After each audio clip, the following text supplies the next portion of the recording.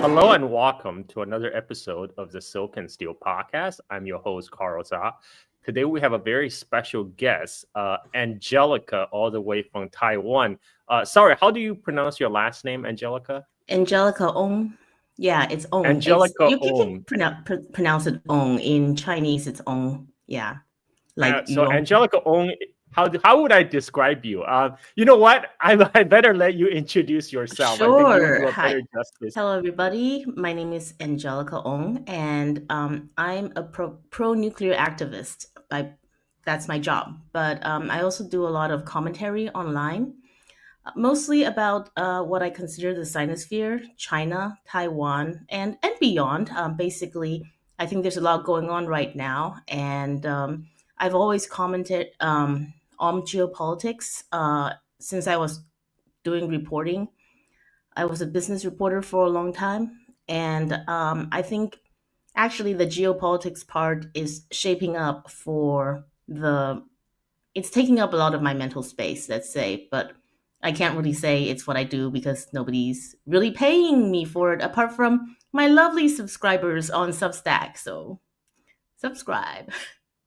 Um, I'm curious about your background. So you're obviously based in Taiwan, but you do Hmm. sound like you are speaking North American English. Did you spend significant time in America?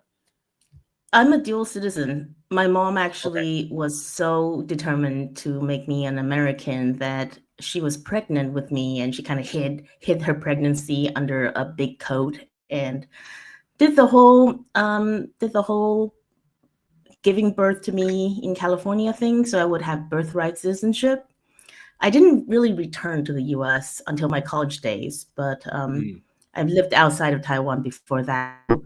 And I just really took to it. I felt like as soon as I arrived in America, I was an American. I assimilated very well, um, given the milieu, and I ended up in Los Angeles, where I was actually working in the food industry. I was a pastry chef and line cook when COVID hit, and that was when I came back to Taiwan.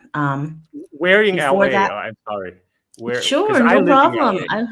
Yeah, I was living in like the shittier West LA basically, and I Well, cooked West in a lot LA of. is the nicer part. What are you talking about? Like I No, no, lived no. in. There's like a little shitty triangle right between Santa Monica and West LA, right under Brentwood. So I lived in the shitty triangle between three very nice areas. But I cooked in very nice restaurants in all of those areas, so it was perfect for me. I never thought I'd return to Taiwan again or to journalism because I thought that was all in the past. And then COVID hit, and all of a sudden there was like, do you remember when the NBA did their big shutdown? And that was when everybody disappeared from the restaurant. And after a few days, the restaurant was closed for the rest of COVID. And I flew back to Taipei and I was feeling very, very lost. Like, what's going on with my life, you know? And we had no idea how long this thing was going to last. I didn't know when I left LA that it was basically like leaving LA as a home forever with only a suitcase, basically. Went back to journalism in Taipei. It was kind of like Freaky Friday because it was what I did in my 20s. So I became a business reporter at Taipei Times, the first news outlet I ever wrote for. Yeah, but I quickly grew beyond that and really became interested in energy. And that's where my journey took me eventually. How did you transition to a pro-nuclear activist? Yeah, actually, when I first got into energy, my big thing was offshore wind, right? I wouldn't know this till later, but basically, in order to fill the gap that's going to be caused by the DPP campaign promise to shut off all the nuclear power plants on this island, they have to find another source. It's politically impossible to um, build any more coal plants, and they needed something that was renewable. And Taiwan is an island half the size of Tasmania, but we have around the same population as all of Australia, plus a highly developed manufacturing economy. So we needed renewable energy in bulk. We knew solar wasn't going to do it. 70% of the island is mountainous. There's hardly any flat arable land. So it's going to have to be something else. And offshore wind seems to provide the kind of bulk energy that would be needed to replace nuclear. So the government actually invested billions and billions of dollars into the scheme. And all the European developers kind of found a lifeline, because this was when 2016, 2017, when their feed-in tariffs were starting to get cut in Europe. So coming to Taiwan seemed like a bonanza for them.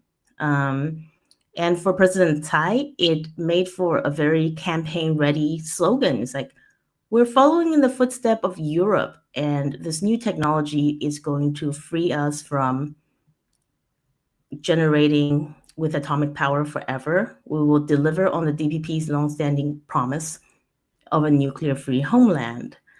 So I plunged myself into this industry and quickly became very well known, because I think one of my strong points is able to explain things from the Taiwanese point of view and the Western point of view and back again. And by the time I emerged on the scene in 2020, there's already like heavy friction between the Western developers and the Taiwanese government. In short, they tried to do something that was probably questionable in the first place, replacing firm, cheap nuclear power with expensive, complicated offshore wind that is intermittent. But it could have been done better. The whole scheme was very, very ill-advised from the point of view of how it was set up. So I discovered through becoming a very good offshore wind reporter and quite well known, and I ran my own newsletter, and it was doing actually quite well. Certainly, I was surprised that I was able to make it on my own, which is hard in the media world these days. But I discovered through this process that offshore wind wasn't a great match for Taiwan as an energy source. And the more I learned about how the grid works and how much we needed like stability in the grid, the more I realized turning off the nuclear power plants was just the most terrible decision for Taiwan you can imagine. And I started on the side campaigning more for nuclear energy, and for a while it was just purely a passion project. I wasn't getting paid for it. In fact, I was getting a lot of blowback from the offshore wind community for it. But I kept going, and funnily enough, I went to COP like 2 years ago. It was the one in Dubai, COP 28, and I got a nuclear. I got a gig promoting nuclear energy there from a philanthropist. So everything seemed to line up. I returned to Taiwan and started doing nuclear activism full time, because I don't think it's just the right choice for Taiwan. I'm actually increasingly convinced that it's the correct choice for the planet, or at least the 100% wind and solar solution is not just going to work out. And I'm very glad I took that decision, because that's a lot edgier to say 2 years ago than it is now. So my question is, why is a ruling party of Taiwan, DPP, have an anti-nuclear platform? Because nuclear power has been in Taiwan since what, like 1980s, 1970s? It's been there for a long time. Why is there a drive to remove the nuclear power from Taiwan? I'm trying to understand that. Actually, anti-nuclearism has been there ever since the inception of the DPP, and it's very understandable, because they were formed formally as a party, and in their original charter was we're going to have a nuclear-free homeland, and it's very, very understandable given the times. It was the 80s. It was right after Chernobyl. It was truly more of an unknown back then than it is now that atomic energy is super safe and important for our planet, right? So I actually don't question the DPP's decision to be anti-nuclear back then. Maybe I would have been too. What is really bad for Taiwan is that it worked very well as an electoral vote getter. And somebody I tried to lobby in the DPP world actually put it to me once. She said, Angelica, you need to realize that anti-nuclear activism came up hand in hand with the pro-democracy movement in Taiwan. So you're never going to convince those people to be pro-nuclear energy or even to accept nuclear energy, because for them, it would mean giving up on their deepest values. Is that because the whole nuclear energy was put in place during the martial law, during the Jiang Jingguo era, when KMT ruled Taiwan? Is that and because DPP grew out of the kind of the opposition to KMT, so that's why they oppose whatever KMT did? Is that why they're anti-nuclear? Yeah, I would say that's a big part of it. First of all, those nuclear power plants were big and very potent symbols of what the state, powerful and unfree state, was able to do.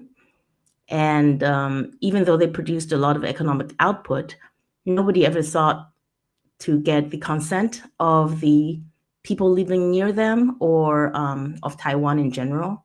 So it was a great way to hit the KMT government for not caring about the people, not caring about their health, only caring about profits, only caring about money.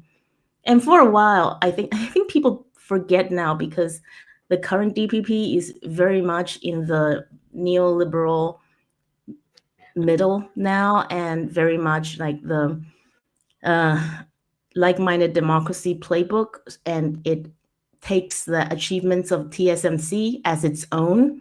But back then, the DPP was actually kind of a leftist, more left entity. And it was not just anti-nuclear power, it was broadly, I would say, almost anti-development. So everything dovetailed with their sort of NGO, human rights lawyer, anti-development, anti-nuclear, pro-environment mindset. So they anti-growth. Well, I would say anti-business. They had a vision of Taiwan, I would think, that at one point seemed almost like agrarian, or I don't know how to describe it, but it's you see it in the Western left too, the pro-environmentalist, anti-big business kind of leftism. So that they held on to that, and they still completely own the activist space, the NGO space.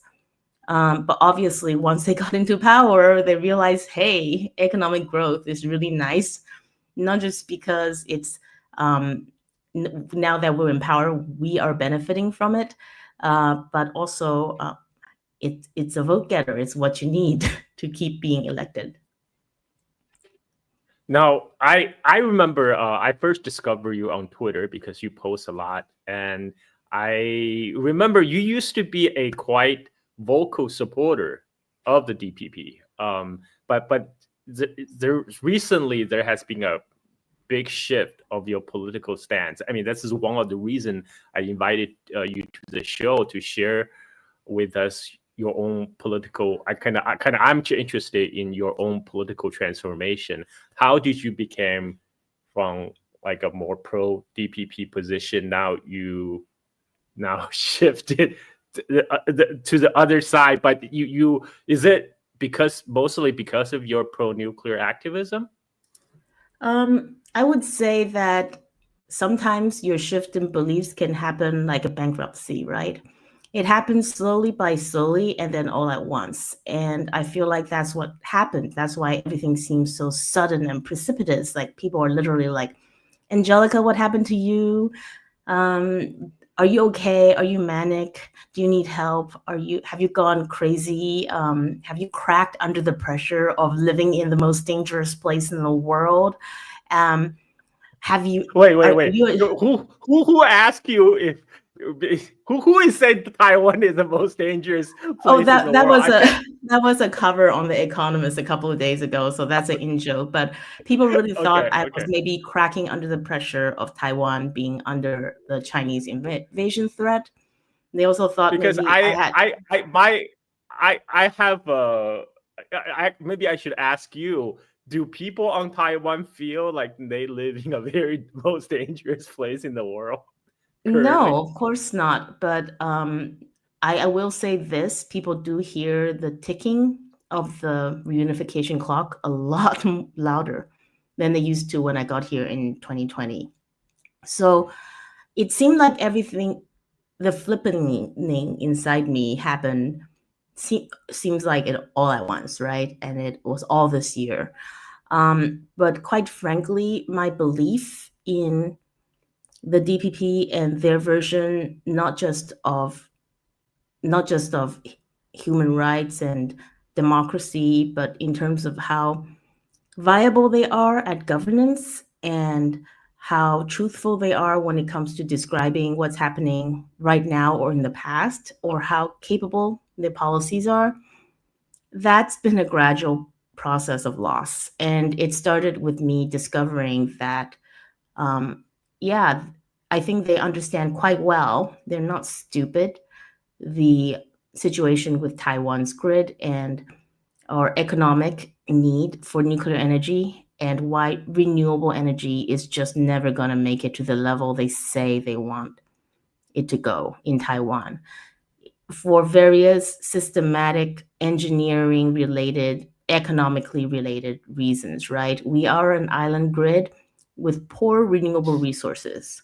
And they, President Lai, I'm so sorry, President Tsai, this was during President Tsai's second term when it was transparently obvious that her energy policy was a big fat fail. She went on to declare that Taiwan is going to be net zero by 2050.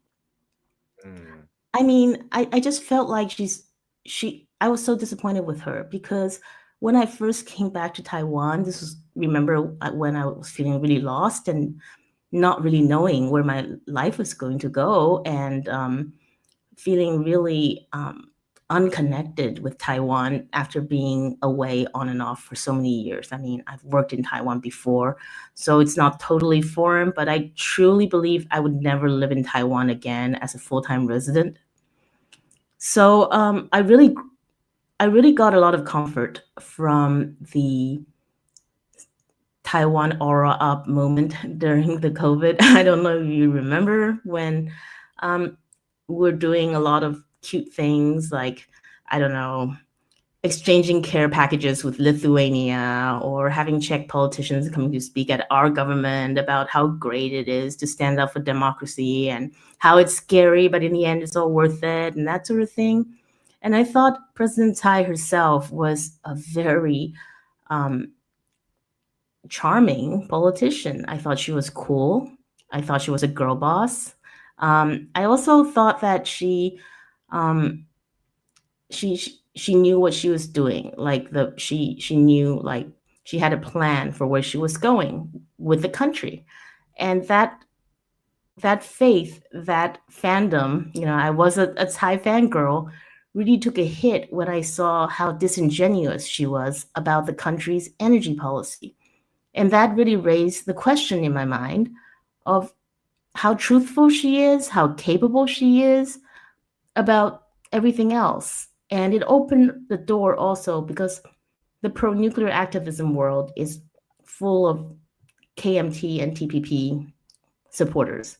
There's hardly any DPP in there at all. And if they are, they're probably nutcases who wants Taiwan to get a bunch of nuclear weapons.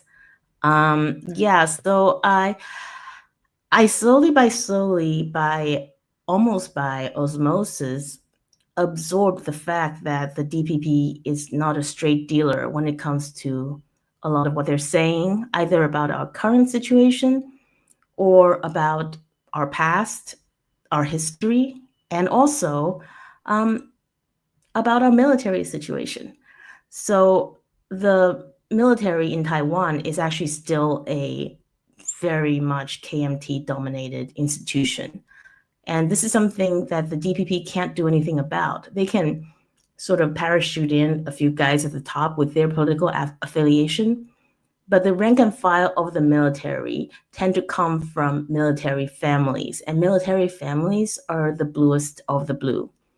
And so I have to stop for a second, sure. Angela, because most of my audience, the Anglophone audience, they need sometimes They I need need to break it down to the basics. You know, we're using this acronym DPP KMT. So KMT is a party that came with Chiang Kai-shek from mainland after the defeat in the Civil War in 1949, and they had been ruling Taiwan as a military dictatorship until basically 1980s. After I think when was the martial law lifted? Like 1987 or something like that. Around that time. So for a long time, it was actually known as now it's known as White Terror, the period from 1947 to 1987, and but the KMT they, because they ruled Taiwan with the iron hand, so they generated a lot of opposition.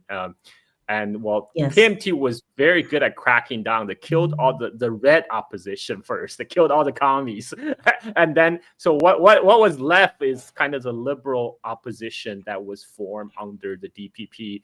And DPP, they eventually, after Taiwan liberalized and became an electoral democracy, eventually DPP will start winning election. And now today, DPP have been the ruling party of Taiwan for almost like a decade now, right?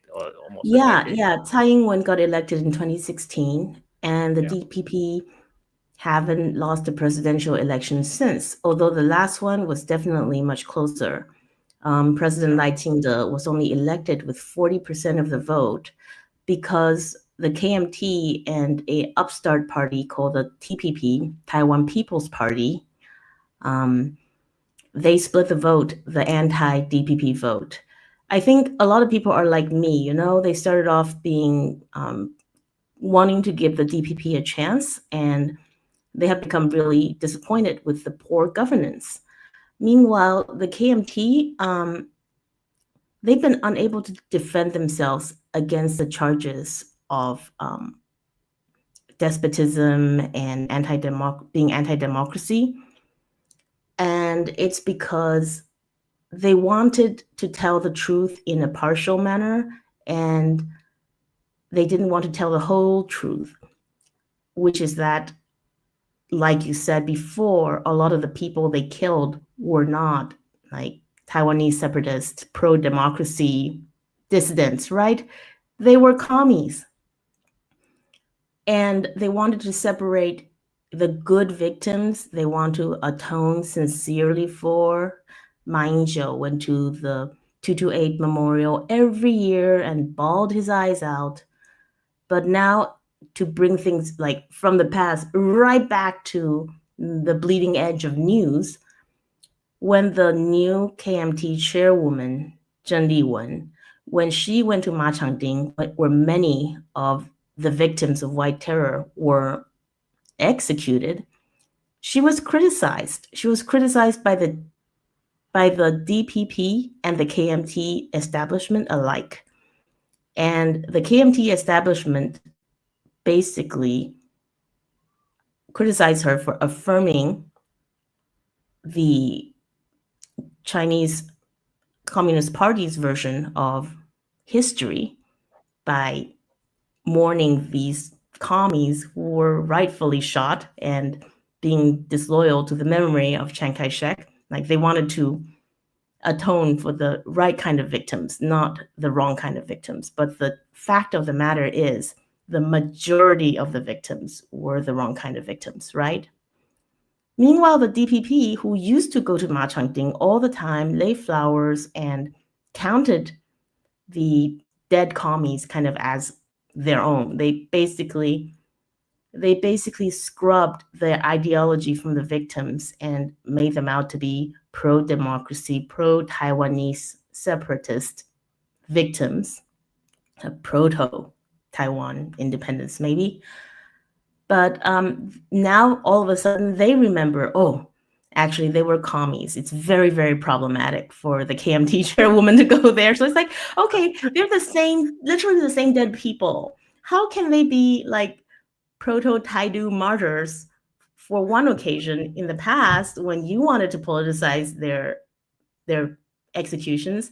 And now they're a bunch of commies, and the KMT chairwoman is capitulating to communism by going to commemorate their executions. It's like, do they think that we have the memory of goldfish? Apparently they do. Yeah, I think that's. I see a lot of parallels actually between Taiwan and the rest of the West, like particularly United States. Both are in the grip of the neoliberal ideology, and both of them are developed into because they're mature economies. Now they're kind of facing all kind of bottleneck. They're facing all the problem that come with neoliberal economics. All the wealth is now accrued to the top 1%, and the people at the bottom, they have very dim economic prospect. And then you have then they just turn on the propaganda machine through the media to like you say, they assume people have the memory of goldfish. Well, I actually started the Taipei Neolibs Club. I was very associated with the online neoliberals. And for me, it's just what appears to accord with my perception of reality for basically my whole life, right? I grew up in the end of history moment. The world is flat, made perfect sense. Coming collapse of China. I read that, the year after it came out in 2002. And I think it just got to the point where I think the predictions were going in the wrong way, and I saw the goalposts just getting constantly shifted. And that's actually my advice for people who are feeling really confused in this world, and maybe if you can feel your IQ dropping due to all the copium you're consuming.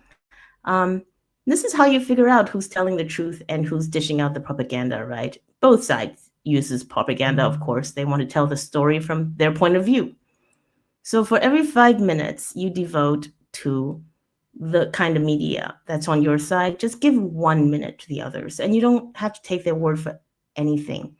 You just need to listen to them and kind of take a mental note of what they're predicting and just see which side is predicting the future better. I think that's a really, really good first step. And then also look for which side are presenting the arguments with more granularity and which side is kind of sliding more into black and white. You're either with us or against us, or moral cudgels, or kind of almost of a personal sanction scheme where if you're saying the wrong things, the rest of your arguments are automatically invalid.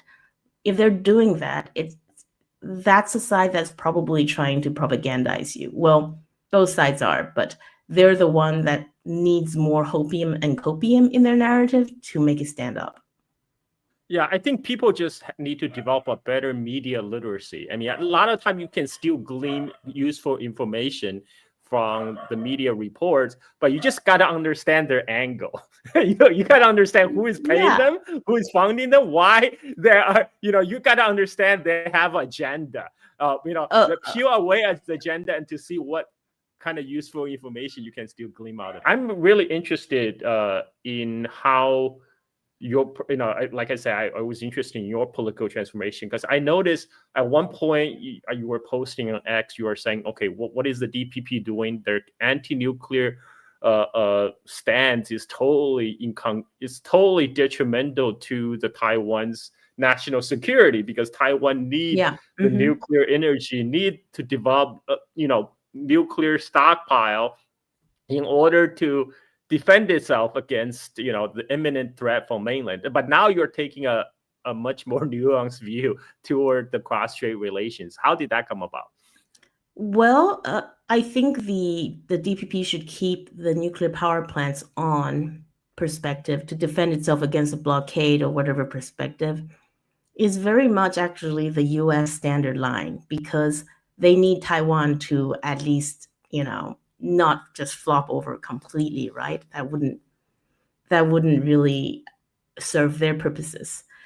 So I was pushing that point of view to try and move the DPP.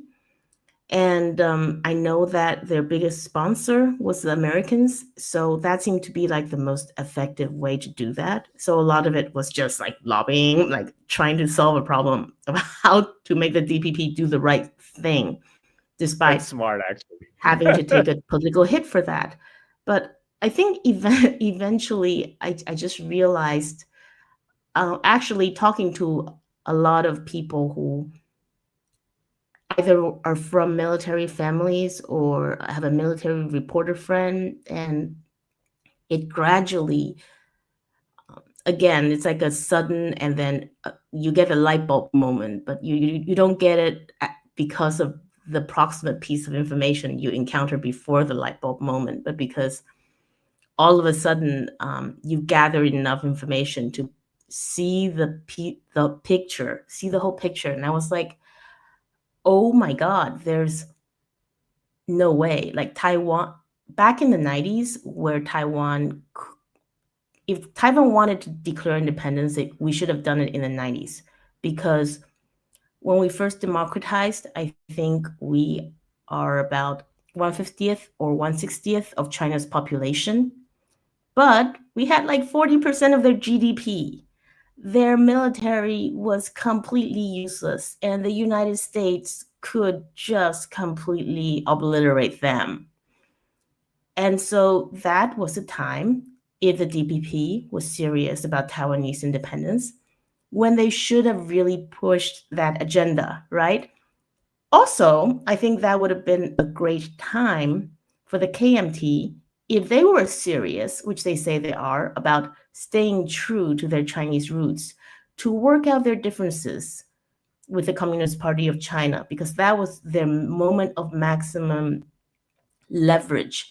And there was a lot on the table back then that's no longer on the table right now, that would have kept a lot more of Taiwan's autonomy, would have guaranteed a lot more of Taiwan's democracy remaining preserved, Taiwan's rights of free speech. Those things were not just on the table then, they were eagerly offered up by the other side in an attempt to court Taiwan into reunification. It would have meant so much for China back then in terms of everything that Taiwan had to offer. We ended up offering it in a back channel way anyhow, because as trade and the economy started moving cross straits, even as politically we remain at odds, we began like trading like crazy, and we were often the preferred middle partner between American companies and Taiwanese and Chinese manufacturers. In between, you need the Taiwanese layer of contract manufacturers.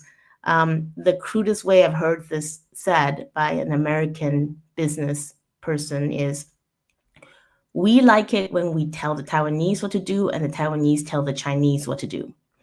And so Taiwan... I mean, that's a Foxconn model, right? That's basically a Foxconn model. That was a Foxconn model.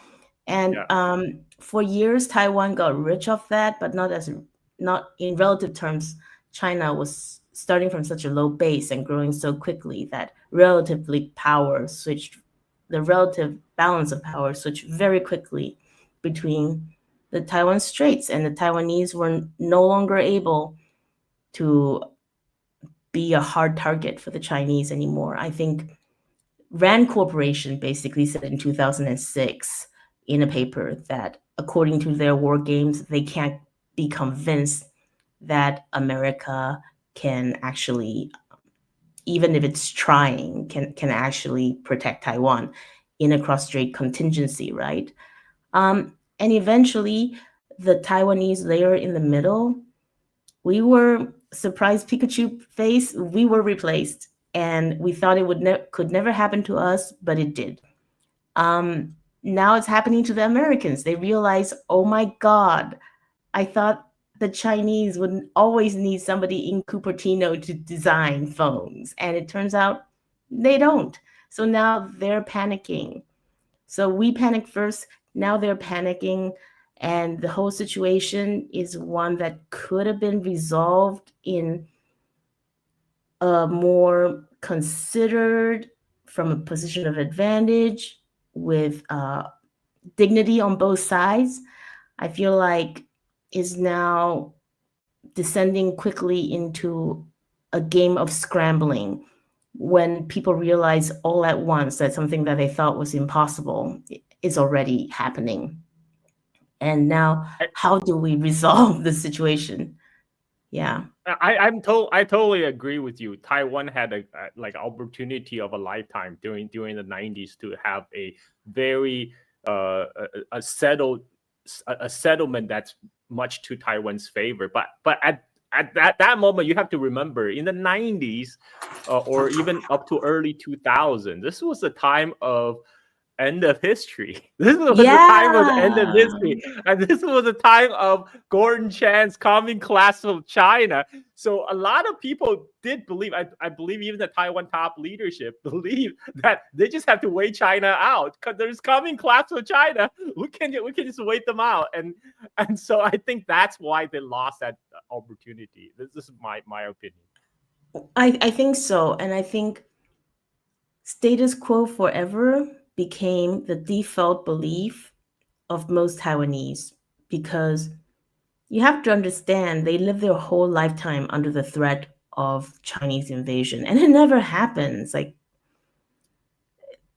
after a while, you just become numb to it, and you don't really think rationally about why it didn't happen in the past and what condition might have changed that might cause it to happen in the future.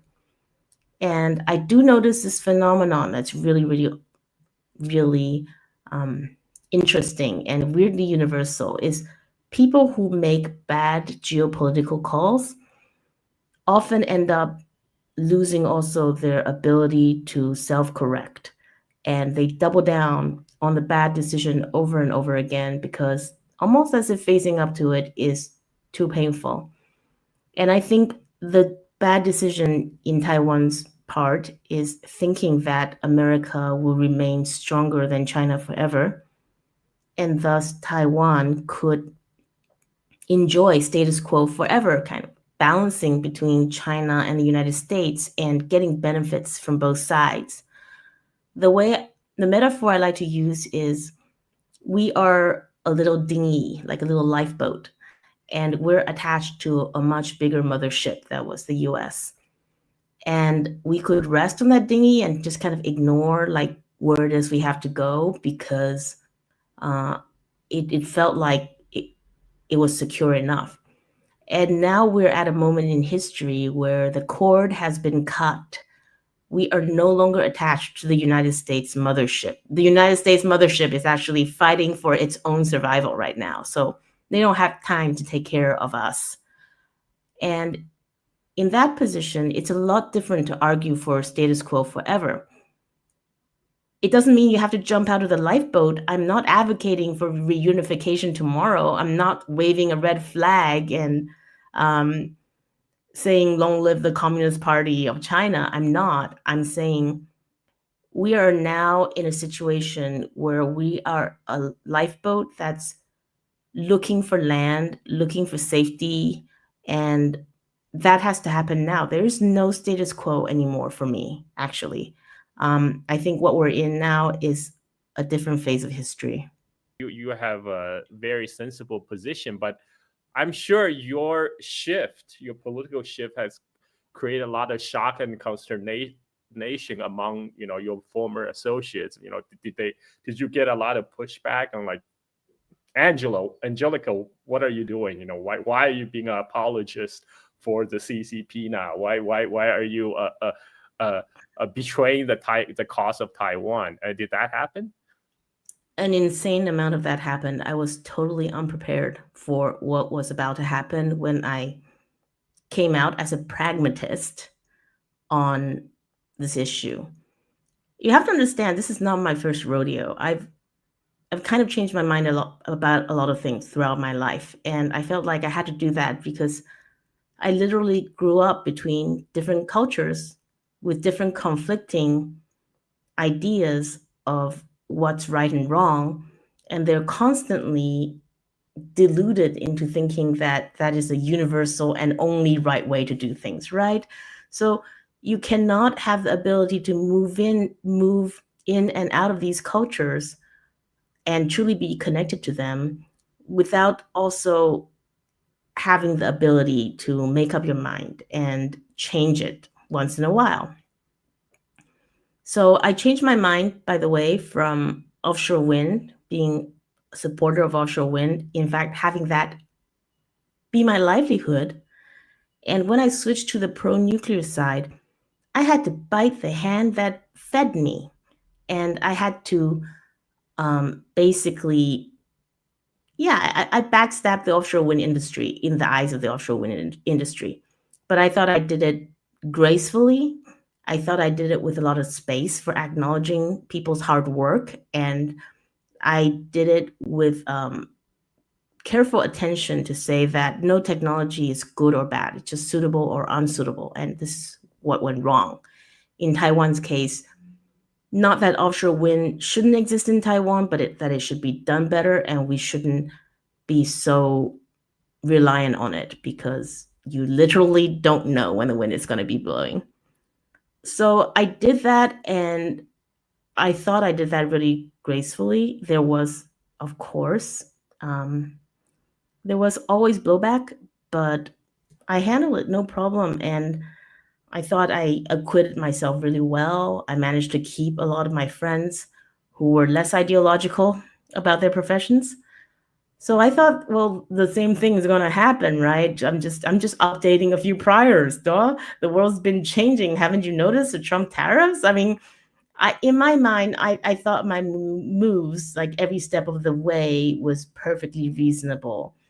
But it turned out there's a red line. And when you start saying nice things about China, you've crossed it. Like, you can acknowledge China's progress. You can acknowledge even how precarious Taiwan's position is, as long as you always couch it in terms of this is a terrible thing and we must remedy it, and we can remedy it.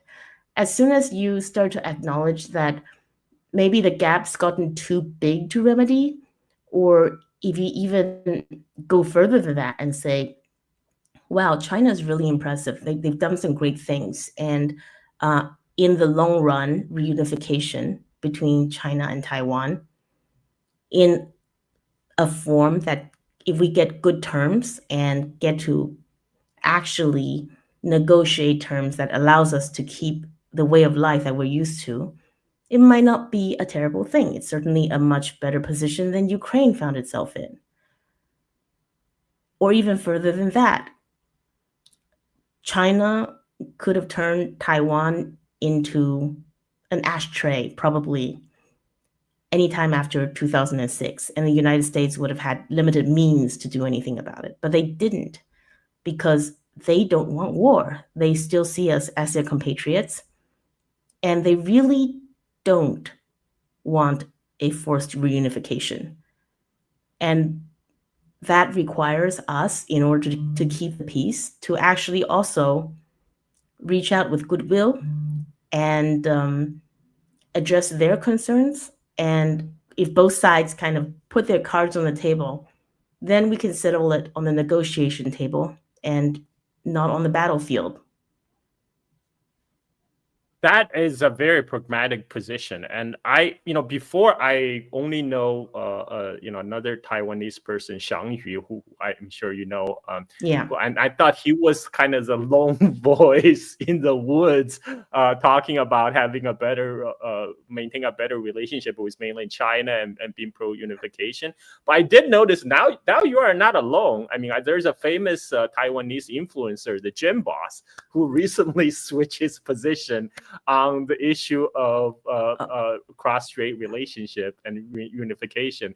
Because I remember watching Jim Boss rant a couple of years back, I think during COVID time, and he was saying oh yeah, like if the communists come here, we will fight them on the beach, we'll fight them in the streets. We got guns, man. We got tons of guns. And guess what? The Taiwanese youth today, they have nothing. They have nothing already. They don't have a good job prospect. They can't afford the expensive housing. The only thing we have left is the ability to ship posts online. And if you communists to take even that from us, we will fight you to the death. And when I saw that rant, I'm like, wow, that guy is so close. He's so close. And then and then a couple of years later, he suddenly flipped, and he's now like touring the mainland and telling his followers how great, how impressive the mainland China infrastructure is. Do you think that there's a larger shift going on? I mean, Absolutely. or really? Absolutely. My change did not happen in a vacuum. I like to tell my Twitter followers sometimes, it's not that Angelica just suddenly decided freedom and democracy is bad. I am the canary on your Twitter timeline telling of a greater political change is happening at rapid speed in Taiwan.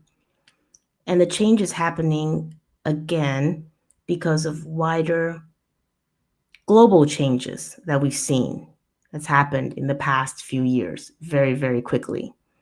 In a way, if Ukraine is the physical battlefield where the West is testing itself against the rest, Taiwan is the invisible ideological battlefield where the same thing is happening. 3 factors: the rise of China, the banditization of America, and Taiwan's own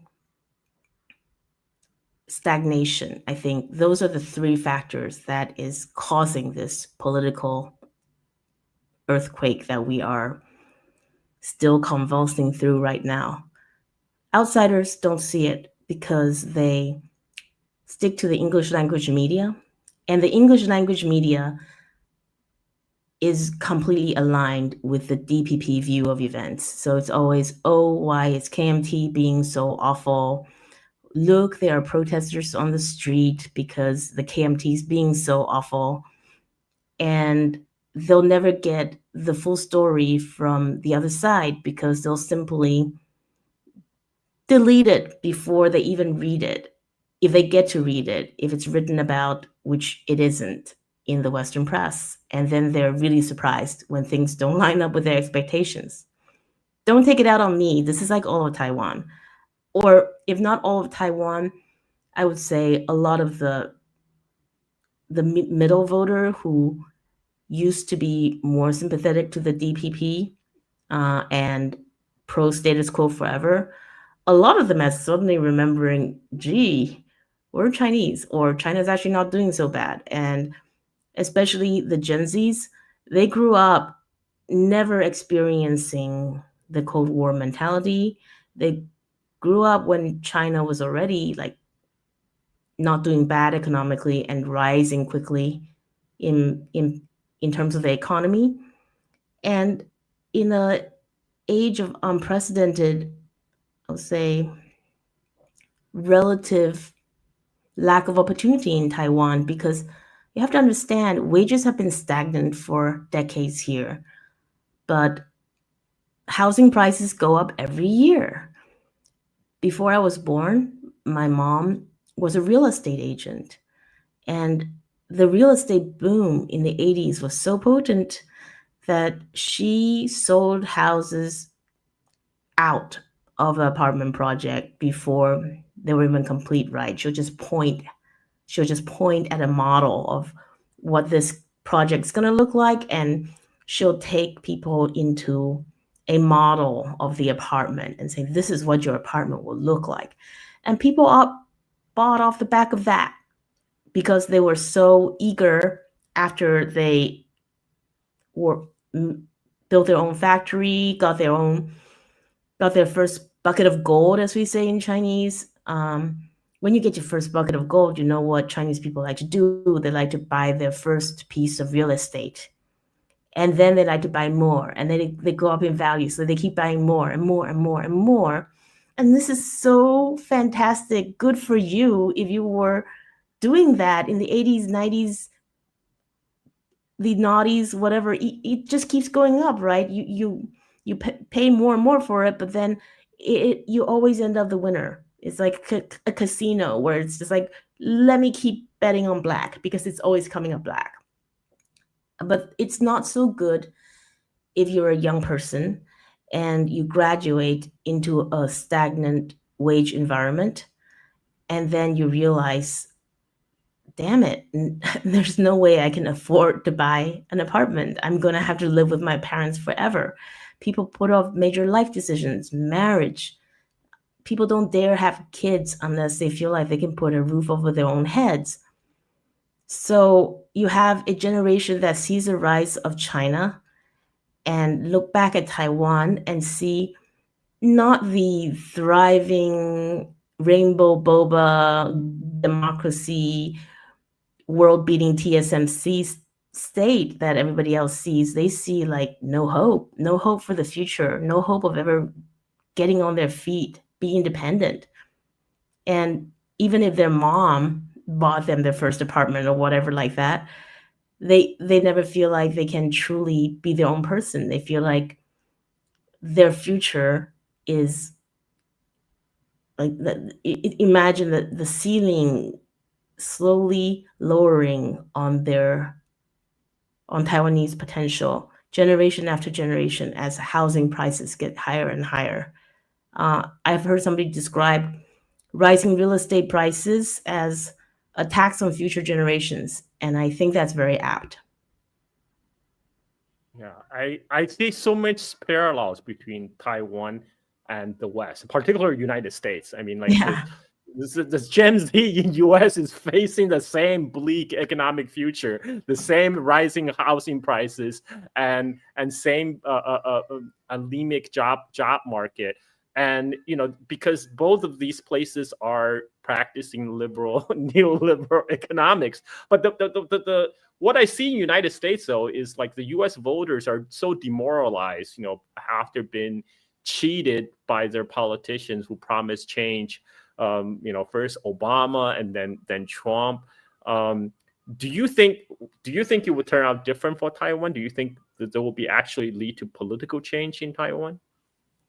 I think it already has.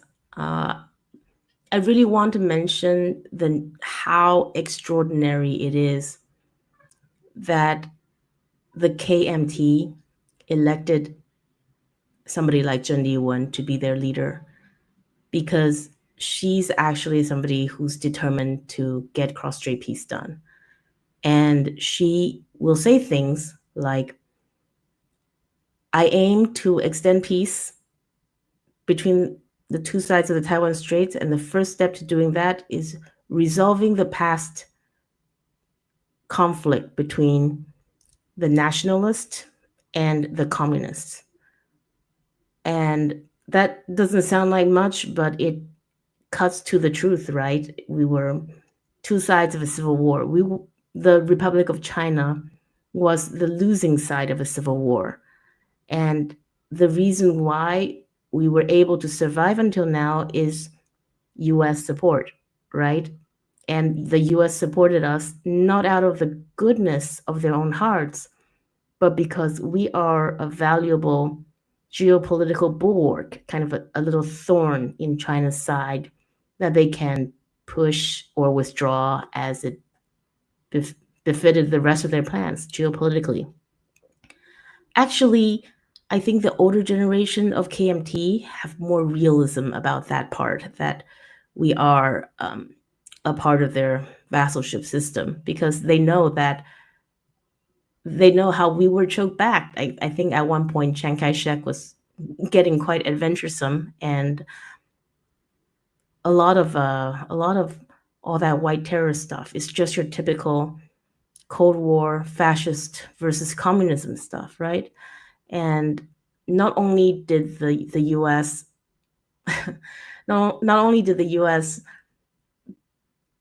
initially wanted to just abandon Taiwan, but I think they realized that Korea did so badly that they needed another check on China. So they scurried back and defended us. It was a process of repeated and kind of undignified abandonment and rescue, right? I think I'm reading a book right now called Derecognition, and it's written by the plucky head of the American Chamber of Commerce at the time when derecognition happened under Carter. And I think people forget that when Carter derecognized Taiwan, he very much assumed, the people in his administration and in general very much assumed, that would be the end of free China. You have the pathetic history of Taiwanese people flagging down random American businessmen in the streets of Taipei, asking for assurances. We are not really abandoned, are we? And the blow of derecognition was softened by the Taiwan Relations Act. That was very much lobbied by this head of AmCham at the time. And he made a real difference in pushing for it, maybe. I mean, that's his book, so his point of view. But you see a lot of uncertainty in there. I guess that's the beginning of strategic ambiguity, right? But so the old school KMT remember the betrayals of the past, but the DPP, in a way, they don't. Maybe their top level leadership does. They realize the game that's being played, but their rank and file believers are naive. They've never lived through derecognition. They never lived through, as a KMT did, like our nuclear weapons program being taken away from us by the Americans. The KMT experienced all those things as betrayals, but for the DPP, they didn't even exist, or they were too busy fighting the KMT. Oh, by the way, interesting fun fact, a lot of the founders of the DPP were actually communist sympathizers, and they only got kicked out of the DPP later when they decided that Taiwanese independence was going to be their big thing. Yeah. Well, this has been a fascinating conversation, and I hope to have you back, because this is still an ongoing story. And there's a lot of eyes right now focused on Taiwan, and there's a lot of misunderstanding. You have all these BBC alarming articles about Taiwan being the most dangerous place in the world. I think that was The Economist 3 years ago, but that's a tenor. That's a tenor of the reporting, and that's a level of the reporting. And actually, I see it as kind of a tentative good sign that the number of news articles written about Taiwan has fallen off markedly since the COVID peak. I think that was the peak of Taiwan, the most dangerous place in the world hysteria. I think actually the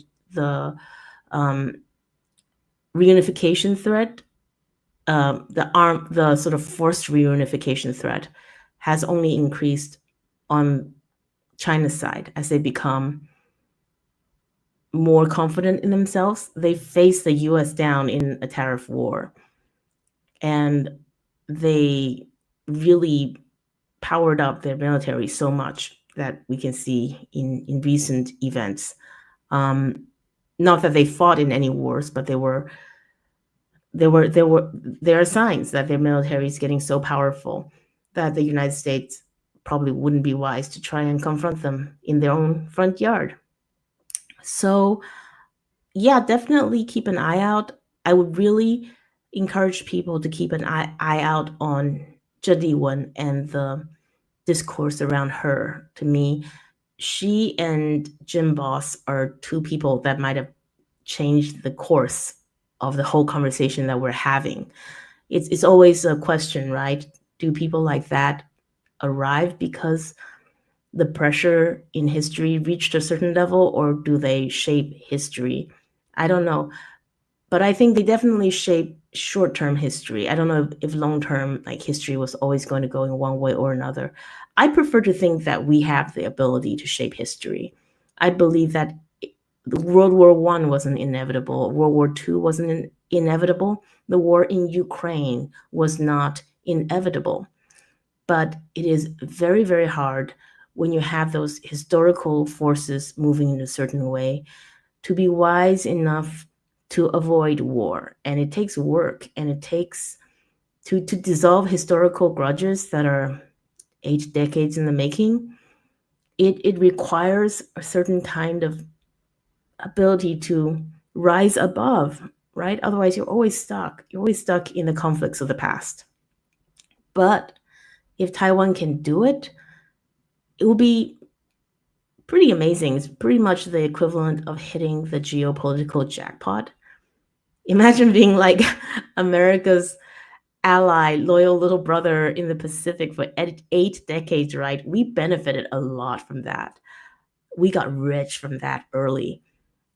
And then in 2025 to 2035, or whatever we're calling this period, if we can slowly, safely, and in a way that doesn't compromise our core values, what we seek out of life, if we can instead join to become not just a part of Team China, but a part of China itself as it rises to become the richest, most powerful geopolitical actor, not just in this region, but perhaps even in the world, that's like Yahtzee. That's like definitely, I mean, to put it in very mercenary terms, that's not something to mourn, it's something to celebrate. Unfortunately, it's also very, very hard. And I think there are forces working in both directions on this island right now, which is why it's so chaotic, but nobody's talking about it. Well, that's why we're going to have you back. This is Definitely. fascinating conversation. I'm glad I had you on the show. It's always refreshing to have to talk with an intelligent person from a perspective of Taiwan. Rather than having some white people talking about Taiwan as the most dangerous place. So thank you very much again, Angela. If people want to follow you on social media or elsewhere, where would they go? Well, on Twitter, you can just follow me at Angelica Ong.